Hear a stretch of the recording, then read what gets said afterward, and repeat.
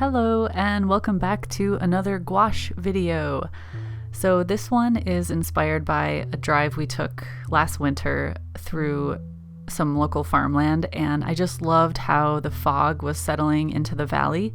So for this painting, I decided I would try to push the gouache a little bit more towards watercolor in some areas, and then in other areas like the foreground using it as I would normally use gouache, which is opaque. And I think that's one of the really great things about gouache is how versatile it is. You can kind of have the best of both worlds in terms of transparency and opacity. So I just started off by getting the upper portion of the paper wet with just clear water, and then I just started dropping in color that I wanted to fade off into the distance at the top of the mountain, which is mostly like a grayish blue tone, I would say. And then the foreground, where I wanted the grasses to be kind of soft, I just placed some yellow ochre color and let it fade as the water dried, knowing that later I was going to come back on top of it and do some more detail with opaque color. But an advantage to having paper that dries pretty quickly is that you don't have to wait around for ages, and you can start layering in thicker and thicker paint, and it'll get less and less blurry and soft on the edges. So for this scene, I was working from the soft upper area of the mountain down to the more defined trees in the foreground. So I was able to lay in that paint, and as you can see, it's still fading and bleeding, which is good for achieving that foggy effect. But then as I get closer to the bottom, it starts sitting on the paper more heavily, and the edges aren't quite as blurred. So it worked out really well for that. And to achieve that depth of the forest receding up the mountain, I tried to lay in some of that green while it was still wet, so that the tops of those overall tree masses would still be soft enough, but still allowing some of the form to start to show through.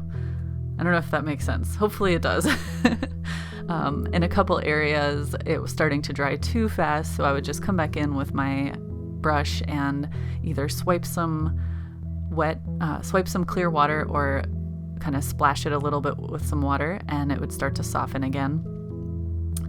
It's one of the tricky things about these Moleskine watercolor sketchbooks is the just water control on the paper in general. It's kind of why I stopped using it as much for watercolor and using it more for gouache. I still use it sometimes for watercolor, but only if I'm doing like very, very expressive paintings. I don't know if it's just they changed the way they made the Moleskines or what the problem is, but it's not as nice as it used to be. But then again, it's all in how much you practice with it. I mean, you can learn how to use anything if you do it enough. And I had my timer on for 15 minutes total, so I was trying to work rather quickly and loosely just to capture the feeling, the atmosphere of the location. But I still had to do all the detail of the barn and the little fences and sheep in the foreground. So at this point, I think I was like, oh, okay, I gotta hurry up. But in a way that's good, because it really forces you to simplify the shapes of things and learn how to see your reference, whether it's in person or from a photo, but to really see what's important in the photo or in the reference and simplify it enough to capture it in a way where the viewer can still understand what's happening. So the reason that's helpful is because once you're good at doing that, once you're really good at simplifying the shapes and conveying your subject to your viewer, you can then spend as much time as you want on other paintings and get more and more detail, and it's just going to be that more convincing and that more believable. So if you are good at these quick gesture sketches, then you'll be even better at the ones that take longer, that you render more. However, I have to admit that I easily get addicted to doing these more gestural quick studies, and more find myself not doing the more rendered and detailed pieces.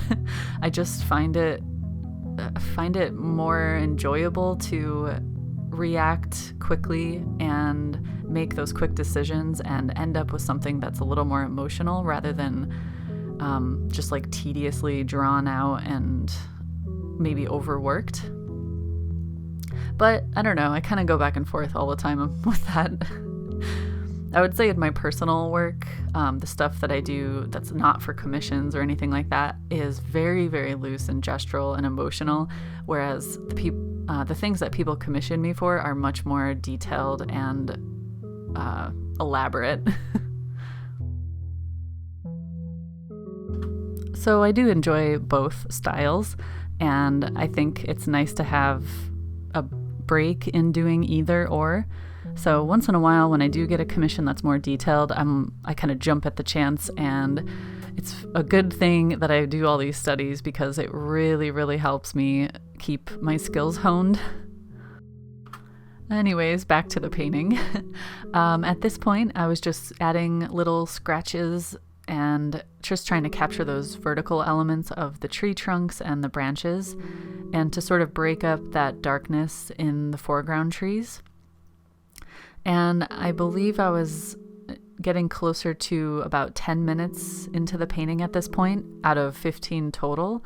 So I knew I needed to hurry a little bit, but I did want to add more highlight and just kind of get some crisp edges on the barn. And also knowing I was going to add another house and some sheep and the fences and all of that other stuff. So trying to stay loose enough where it wasn't bogged down in every single detail. However, capturing the detail was important. I think it helps to have some elements in the painting that are a little more detailed and some that are just kind of fading out in the abstract. It helps with your focus. But in terms of timing, and I've mentioned this before in other videos, but the reason I choose to do timed study sessions is because it's training me to be better at capturing things quickly for when I go out and do plein air painting. Because with plein air painting, painting outside, you very rarely have the luxury of an hour of just perfect weather.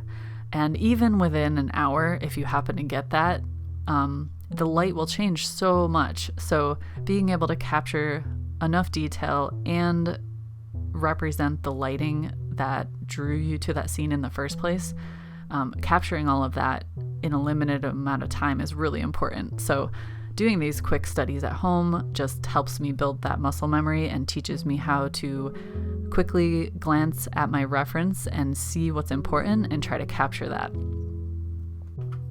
And I definitely do paintings that I don't time just for the fun of it, but when I'm doing my quick gouache sketches, I think, okay, well, if I was outside and it was actually foggy like this, I doubt I would be there for very long because either it would be raining or I would be freezing. So I just try to keep that in mind. But if you're in the same boat as I am, which is trying to train yourself to paint a little more fast and a little more loose, I definitely recommend giving gouache a try because it is versatile, as I mentioned, and you can get the beautiful washes and bleeds like watercolor, but also get really detailed and use it opaquely like you would with acrylic or oil.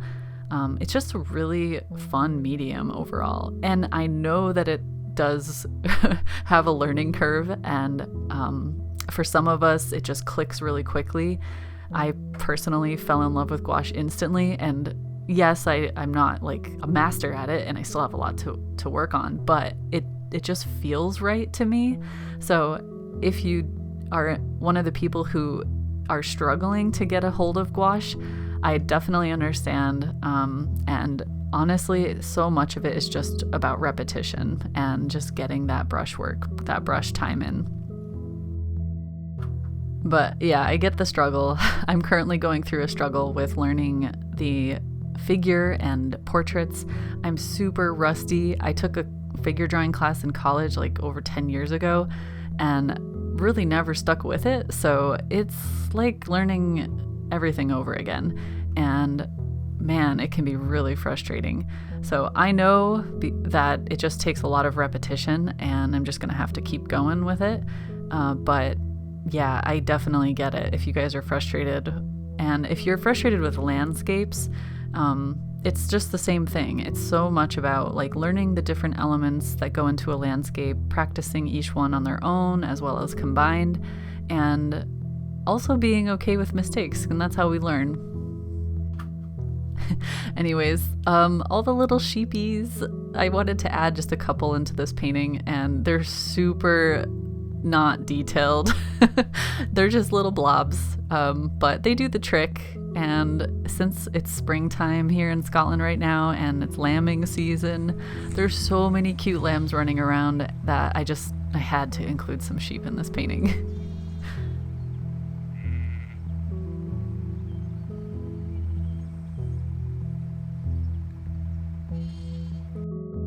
So I think that just about wraps up this painting, and I hope you guys enjoyed it. Let me know if you did in the comments or if you want to see something else.